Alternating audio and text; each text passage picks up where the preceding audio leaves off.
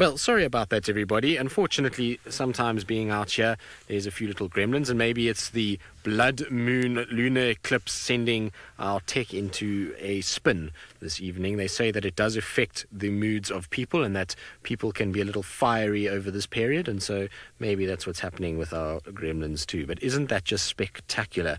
It's very pretty. Often we don't stop and actually take in scenes. You know, we kind of so focused on trying to find animals some of the time that it's important sometimes just to have a situation where you stop and you just breathe and you listen and you take in the bush. So I'm going to actually keep quiet so that you can all watch the moon as it slowly rises and listen to the sounds of the evening.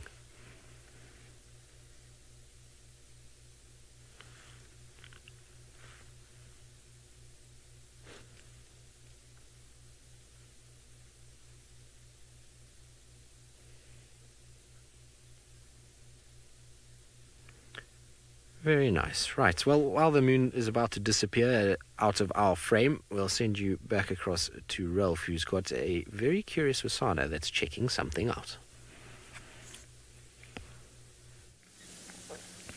Yes, well, Hosana, I don't know, he seemed to have spotted something. Then he went down in a crouch position. Now he's just trying to negotiate through this brush packing that's on the side of the dam wall. Yeah, I think he does have a full belly, hey? He's, that's obviously why we haven't seen him the last couple of days. He's been down here in the Mlolwati, and he's had himself a nice big fat feed.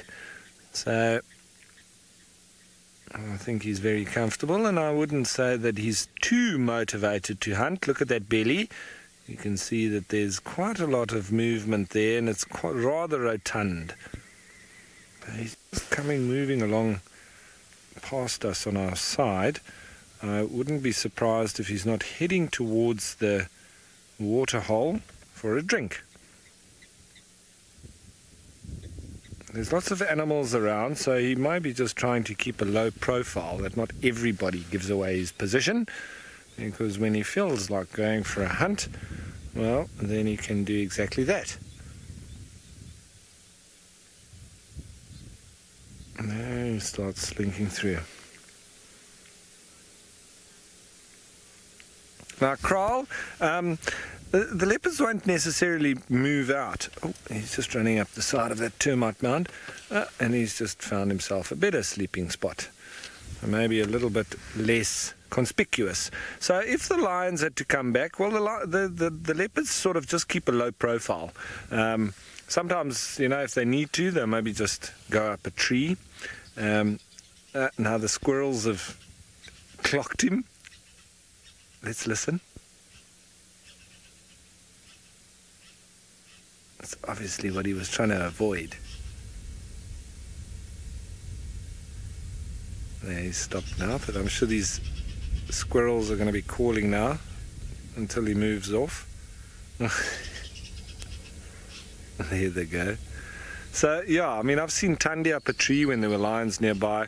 Leopards can generally just move off or climb a tree, etc. So they don't necessarily sort of leave the area entirely, but they won't want to be hanging around in the direct vicinity.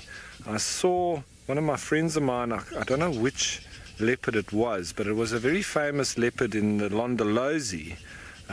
Just got cornered by a pride of lions, and he is no more. So that's the ways of the wild. And so if they do sort of be a little bit lackadaisical about the lions, well, that's going to come to a very abrupt end, because they do need to be very careful of a pride of lions moving into an area, and male lions, etc. So, but well, for now, the lions aren't anywhere around here, so Hosana's got nothing to worry about. And if they did have to move into the area, well, he's got a very nice big jackalberry just here that he can climb up, where he's been stashing his food, and he's got lots of hiding places here. So I would say that this is a perfect area for him to be in at the moment. He's got food, he's got water, he's got the protection of Tingana. Not that Tingana will protect him, as in actively protect him from another cat per se, or another predator, but territorial or territory-wise. He's under his father's sort of protection here because Tingana's manning this territory and letting himself know. So just hang on, everyone. I'm just going to be talking on the radio. The guys are trying to call me. No, they're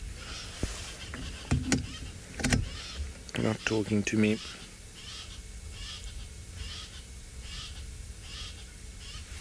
Now he's going a bit to sleep there. Ralph standing by.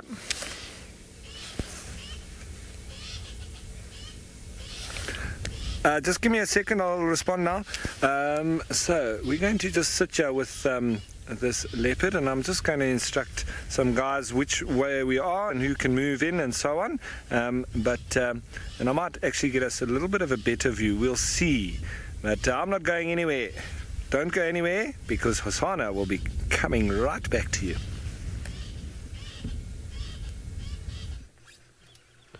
Well, I'm sure Hosanna will be. It was everyone's favourite leopard, so I'm pretty sure no one's going to go anywhere now that he's out and about. We still haven't had any luck with our leopards, and we actually have been gazing upon the moon, really, and just enjoying it. And we were actually discussing that I have a bucket list sighting when it comes to the moon, and it's basically a leopard in a tree with the moon rising. And we were chatting about how it would be the money shot, Ferg and I, and we were trying to kind of work out. So something like that. Imagine a leopard on a branch with that moon just coming up behind it and the silhouette of this leopard. Obviously, you would want the leopard a little bit closer so it appears much bigger in the frame with this massive moon behind it. But one day, pipe dreams, we'll get there at some point. Somehow I'll find a leopard in a tree and get it. What I need is the perfect combination. And what we need is a leopard with a kill on the ground, wild dogs to come in, and it must be a dead tree. So it must be a tree much like this one that's, well, maybe not the one in shot, because that's a bit to me sticks. We want a nice open dead tree that's got a big branch on it, and then the leopard can pop up onto that, and then the full moon can rise. It's not asking for much, is it? I don't think so. What about a mantis? Yes, a mantis as well. That would be quite nice. A mantis in the full moon would be quite spectacular as well. Anything really against the full moon is always very, very, very nice. So hopefully one day we'll get it right and we'll be able to find it. We're still trying to just hang around this area in the hope that we'll get an alarm call, we'll get some indication of where these leopards are. But, you know, the female, I'm not really hopeful that we'll find her. I think she's so shy, so skittish, she's bumped into cars already, that she's just trying to put as much distance between where all the cars are and where she was seen as possible. As for Tingana, well, he's now slowly marching in a northeasterly direction towards Longpole, which is the big repeater on Buffelshoek, and that's quite common for him. He goes there and then he'll turn and probably head down towards Buffelshoek Dam area and then come south back into Djuma. He does that quite regularly, so it will be interesting to see if the other male follows the female. Well, Liz, depends on the area that you're in. You know, areas where you've got a higher density of leopard means a smaller territory. So here in the Sabi Sands, most of our leopards have very small territories. We talk about them having a big area, but they don't actually. They have very small territories that are 4,000 or 5,000 hectares, not much more than that. But then if you go into a place like the Kalahari Desert or Namibia and places like that, some of the leopards there are holding territories that are 60,000 hectares. So, I mean, it's, you know, massively different. It's almost 100 times or 10 times the size, should I say, of the ones that are holding territories here. And that's a very, very big difference. So it just depends on how many leopards are actually in the area. It depends on densities and those kind of things. We're lucky here that we got so many leopards to look for in such a small space. It's really very, very, very convenient at times. You would think that, you know, when you drive around here some days and you don't see leopards, that it's challenging and that there's not many leopards around. But in fact, we're very fortunate in that we have lots and lots and lots of them all over the place. And the Sabi Sands, it's why it's one of the most famous game reserves, is because of how many there are. If you think of the area that we're traversing at the moment is 1,200 hectares on Djuma, and that area currently, as far as we know, has got at least 5 or 6 leopards on it at any one time. You know, we obviously don't find them all the time, but there's all of those, and then there's a lot of individuals that are crossing in and out, like the Simfakazi, the skittish female. You've got Shudulu, you've got Hukumuri, you've got, you know, Quarantine potentially could make his way on Kuchava. There's lots of different leopards all over the place, and so we're very fortunate to be in this part of the world, that's for sure. I'm just driving slowly along Gowrie cut line just in case this leopard decides to pop out somewhere back on this road, and maybe even if little Klalamba is also out and about. So that's why we're just slowly ambling along. Good. While we do that, it sounds like Ralph has found a better position and is now still with the gorgeous Hosanna. So without further ado, let's jump across 10.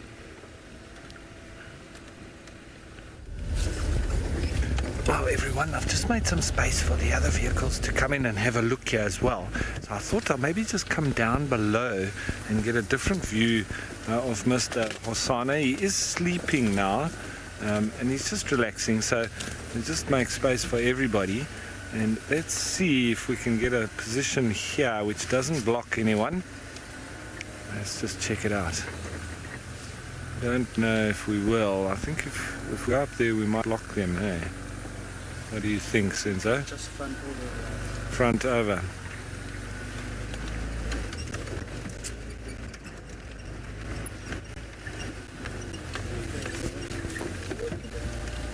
How's that? Yeah, just roll back a minute. Back a bit. Can you guys see, eh? Okay, there we go. Perfect. Everyone's happy. Including Mr. Hosanna. Wonderful. He looks very, very comfortable there now, doesn't he? Yes. A very content Hosanna.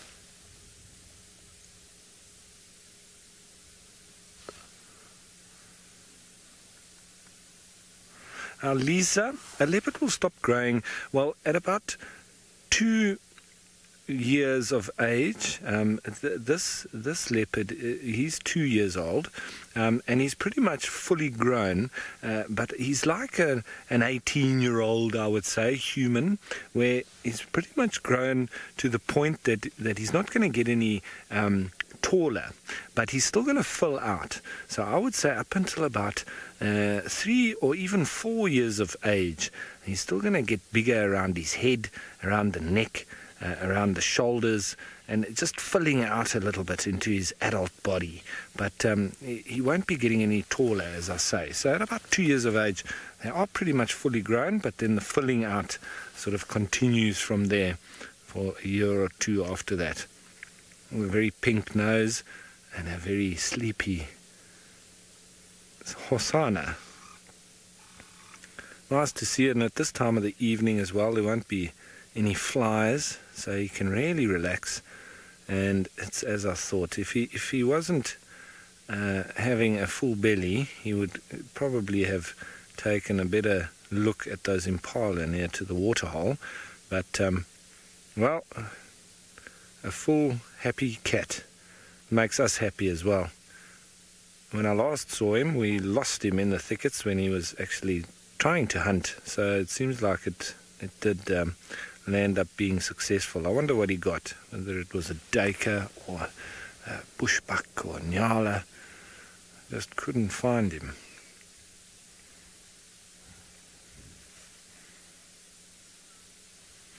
Now, Yvette, I think a leopard definitely would kill a squirrel if he could get his hands on it, because they're always alarm calling and giving them away.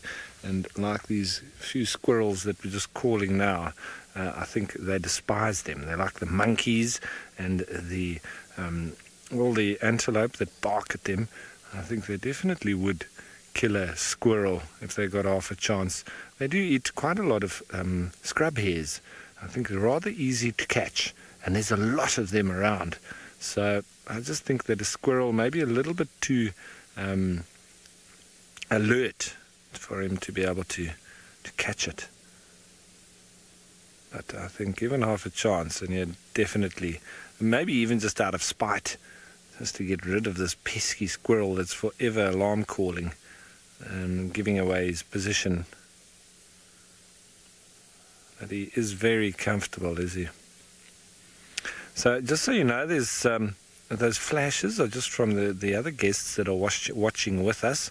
So if you see that bit of light, that's just from folks taking photographs of our beautiful Hosanna. And why wouldn't you? Why wouldn't you? If I had my camera here, I'd be doing the same. But I generally like, when I'm guiding, not to take photos. Philip, his nose might turn, you know, he's probably going to get a bit more black on his nose. But it's hard to tell. You know, sometimes it might stay rather pink, but generally, as they age, it does get a little bit more black as they get a bit older. So that is possible, yes.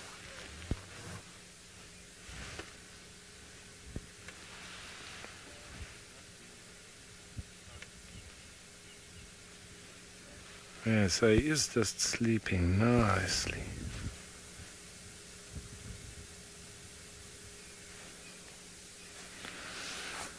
And I love seeing the paw print of a leopard when they're lying like that. I always love it, because you know, 90% of my time around leopards is actually following their tracks. So you know, this is my 10% of the time. And it's always lovely to actually have the end result. And we were really looking for him, so it's nice to have finally found him. Not that we were on his tracks or anything, we were just moving in the area that we last saw him. Oh, a little bit of twitching going on there. I think he's doing a bit of dreaming, isn't he? At least going into deep sleep. So yeah. And difficult to judge when you might wake up or do anything, because this time of the evening, you know, normally they become active, but with food in his belly, it's anyone's guess. He could literally do this for the rest of the night. Maybe at 2 o'clock in the morning, go for a drink, and then just go and lie up again. So you see, I still think that leopards prefer to sleep on the ground, nice and flat like that, than in a tree, especially when it's cool. I think when it's very hot, they like to go up in a tree where there's a nice breeze, and then they can lie up like that. So fantastic. We've got Hosanna back, and that's also great because hopefully they'll be able to find him once again for tomorrow morning's show.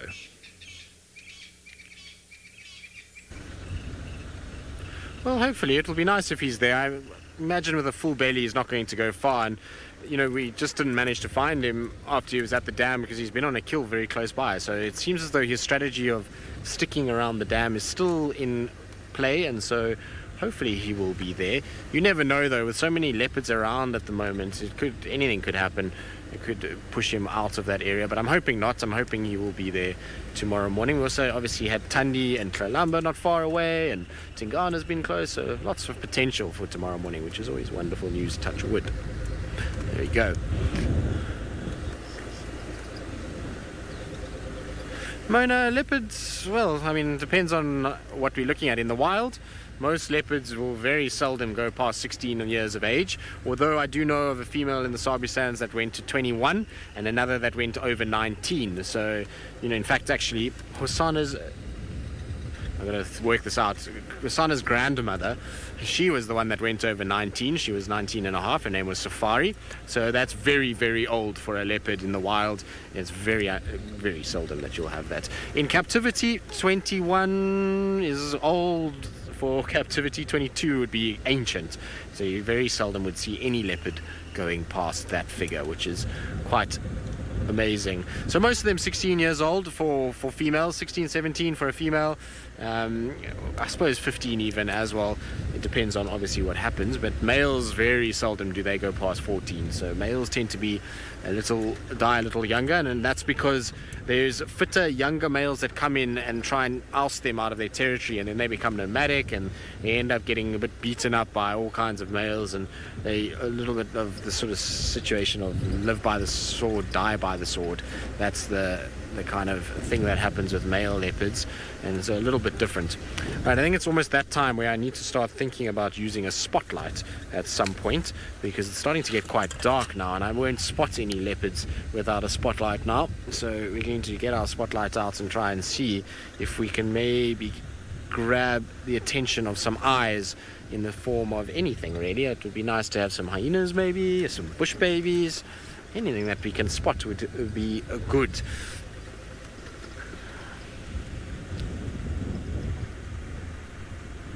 I believe a lot of you are commenting on what an amazing leopard safari was. So a lot of you will know Safari because you would have been watching the drives at that point when she was still alive. I met Safari when she was unfortunately right at the twilight of her life. First time I saw her, she was in end of 2010. Was the first time I saw Safari, so she was already quite old. She passed away, if I remember correctly, it was end of 2011, I think, I remember correctly, somewhere around there. It's a long time ago, but she unfortunately, she had this, she was very unmistakable because she had this eye that was badly damaged and was all swollen, and it used to sometimes be very difficult to watch her because she would hunt and she would go after scrub hares and duikers and impalas and all those kind of things, and in the process of running she would often hit her eye on a branch and it would cause it to basically not pop, but basically it would lacerate it and all this stuff would just ooze out of her eye, and it must have been so painful all the time, and her eye was big and purpley blue and red color. It wasn't very pretty at all, but she was an amazing leopardess and really was a leopard that saved us a lot of times. Whenever you had a really bad slump and you were struggling to find a leopard, there would be Safari just walking down the road, plodding along in front of you. And she was a very, very clever leopard. She used to sit and wait in the thickets, and she would wait until about this time, and then you would drive along and you would find her there. She would come out of the thicket right in front of you and walk in your lights, almost as if she wanted to be spotted, and then she knew that if you were with her that you would follow her, and so if she walked, then you would walk with her and follow her. And then she knew if she went into a hunting mode that every time she would lie down for long periods of time, guys would get bored and they would invariably start up, and as they would start up she would get up and walk, and that would then mean people would stay. And so she had this knack of basically using the cars as a hunting companion because she knew that it deadened her sound a lot, and she used to use the vehicles to hunt behind them and all kinds of things. She was a very clever leopard, and she obviously raised a very clever female in the form of Karula. So she was an amazing cat, and really enjoyed actually getting to spend some time with her. And it was sad to watch her deteriorate the way that she did in the end. She went from this beautiful, healthy leopard to just skin and bones when she was 19 and a half. She really was not in good shape at all. She had no muscle structure on her, and it was just basically a skeletal figure with this spotted coat that had become, it didn't look good at all. And I was actually, in a way, I was a bit relieved when she disappeared, because you never really want to see a wild animal that is suffering, and she clearly was starting to suffer because as she was getting so old, it was becoming harder and harder for her to catch any food items, and she was just losing her teeth and her claws and everything. Her eyesight was not what it used to be, and so it's always a shame when you see those things. Anyway, we're talking about Safari and the lineage and the legend that she was, and obviously her daughter was even bigger legend. And well, now she has got a grandson who is slowly but surely becoming probably one of the most legendary young male leopards the Sabi Sand has seen.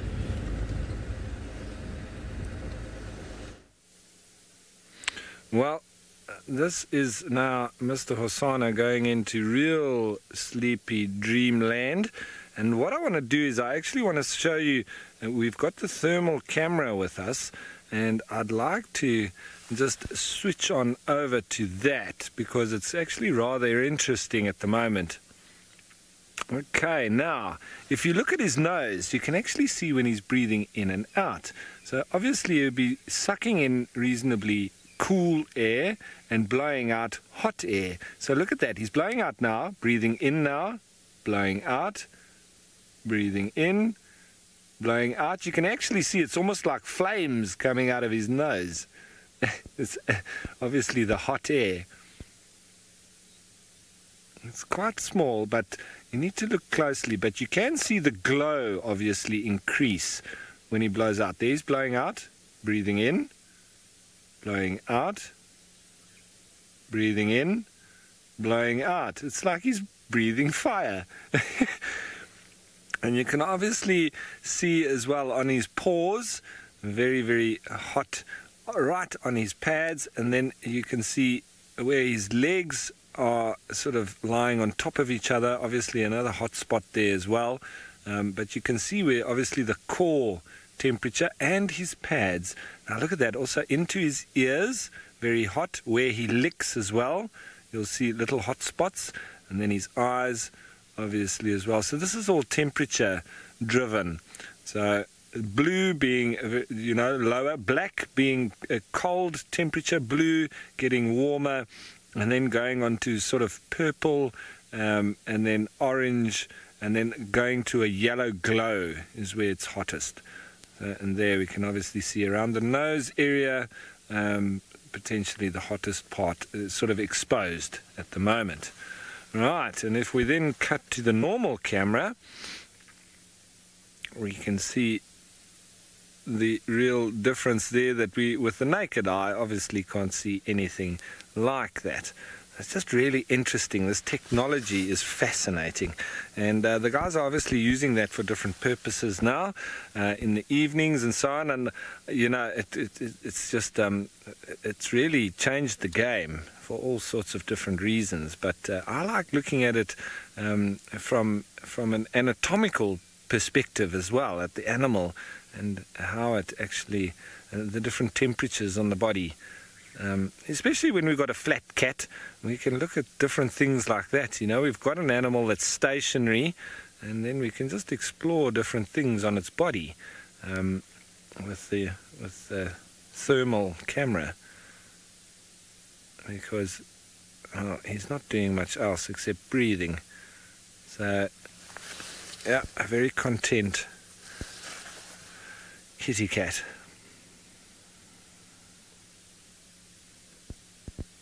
Now, Philip, you know, difference or what's more exciting, the politics between male or female leopards? I'd have to say males, because, you know, the females generally sort of more so avoid each other. They don't really get into, you know, as much conflict as the males would. And that's obviously just in my experience. And the males, you know, more proud. It's a little bit like, you know, male lions, you know, and that's obviously why they don't live quite as long as the females as well, because they are involved in more conflict. And they patrol their territories a lot more rigorously. And, you know, it's just that sheer power of the males that I really enjoy. Not to say that it's not enjoyable with the females, it's just, I don't know, from my perspective, I'm a rugby player type chap, you know, I like that real contact, conflict type stuff, if I can put it at that. But it's really interesting with the females as well. I wait to see what happens with Tlalamba. I'm going to have to get news from the guys when I leave. Yeah, just to sit now with these leopards, it's you know, it's probably one of the only places in the world that you can do this and be so you know, relaxed, or the leopards are so relaxed around humans. It's almost unbelievable. So if you want to be around leopards like this, you've got to come to this area of the Sabi Sands. Now, Ravinda, I would say that Hosana, you know, sort of needs to establish himself in an area before he's going to start to mate, because if he doesn't, he's going to really be, you know, looking for trouble with territorial males, because that's when he'll get himself killed. So it's got to be, you know, when he's probably around Hukumuri's age, 4 or 5 years of age. So I would say in a year or two, I would prefer it if he did it in 2 years, started to mate, because then he'd probably have a much better chance of being able to defend himself and to hold his own.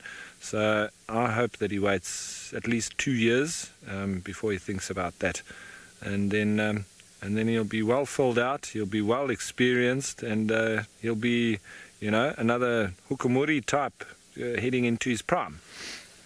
So perfect timing at that sort of age. And Hukamori is in the prime age, and it's only a matter of time before we start hearing of his cubs, you know, with different females. I'm sure that it's not going to be long. Shadulu's going to have some cubs sooner or later. I'm sure it won't be too long. And then I hear some other females on Simbambili or Arathusa. I think Hukamori's also been following around and potentially mating with as well. So be interesting to see. All right, so a very flat Mr. Hosana, and lovely to watch him in the thermal camera as well. But over on Tristan's side, I think he's gone into infrared.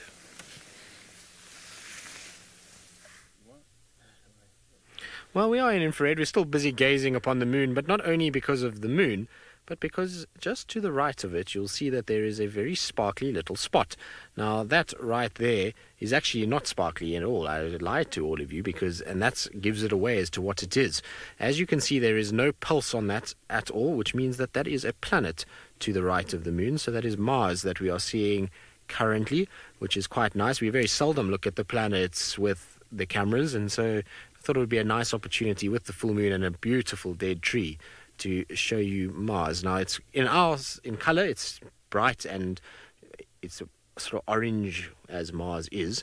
It's not bright orange, I suppose. It's a faded, muted orange more than anything else. But that is Mars right there. And that is the difference between a star and a planet in terms of being able to spot them in the sky, is that planets will reflect lights, but they do not actually pulse, or they're not burning balls of gas, and therefore they don't twinkle. So twinkles are the kind of giveaway for a star, and it's very cool to see them. Mars does appear in our skies very regularly. It's normally quite bright, and you see it quite easily in the night sky. It just so happened that it was very close to the full moon, so it felt like a good time to show you guys a planet rather than just the moon itself.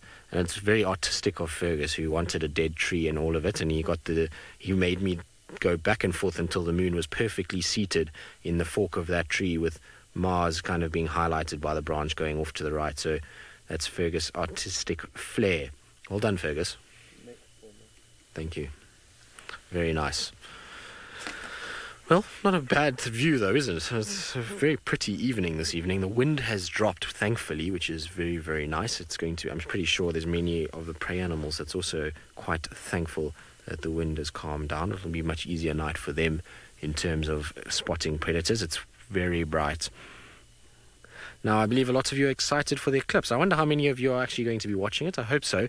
I think we'll probably be out until around 10ish tonight to watch it, and then we'll be having to go back because we do have our curfew at that time. So we won't be able to watch it in its entirety, but we will watch some of it, and obviously we also have to be up quite early tomorrow morning, so some of us will need some beauty sleep. James told me that he is not going to be looking at the lunar eclipse tonight, and that he is going to be resting. We know yes, it's TV time, so James will be getting his head buffered by Jerry, and he'll have his face mask with his cucumber on his eyes, so that he's bright-eyed and bushy-tailed for all of you come tomorrow morning.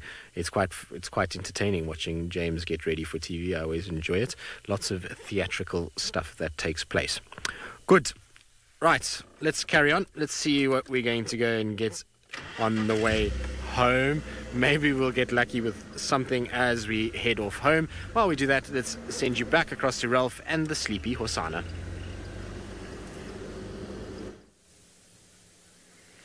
Yep, a very sleepy Hosana indeed. And I don't foresee him getting up anytime soon. At least he walked a little bit for us and showed himself, because I think he's been doing this for the last day or two, day and a half since we last saw him. I think he probably killed something not long after he was spotted on the dam cam for the last time. And then he's just been lying around. Now, Larry, yes, leopards will eat more food, well, more meat, definitely, than humans, especially in one sitting.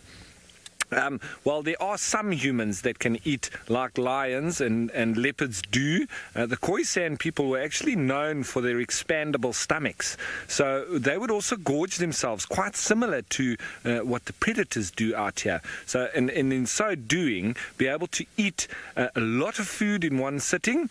That meant that they didn't have to carry it with them. That also meant that they didn't have to keep it fresh. So they could literally store it inside their body. But their stomachs would really get really big, and then they wouldn't have to eat for a number of days, very similar to that of the leopards. But generally, humans aren't really able to do that, or we've lost the ability to do it. But I'm sure if we trained ourselves, we could. But yes, on the whole, definitely in one sitting, they'll eat a lot more meat than I'm capable of eating. I mean, a 500-gram steak is quite a lot. I think I could probably, if I was really hungry, I could probably eat about 1 kilogram. Whereas these guys, you know, they're eating anything between 20 and 30 kilograms in a sitting.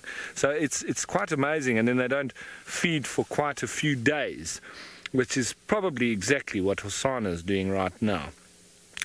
So, folks, we are at that time. We're heading towards the end of the show. Just want to say all the thanks to, obviously, everybody in FC and to the guiding team from this morning and this afternoon. It's been a wonderful day, as always. And most of all, I want to thank the viewers. Now, please don't forget to join us once again tomorrow.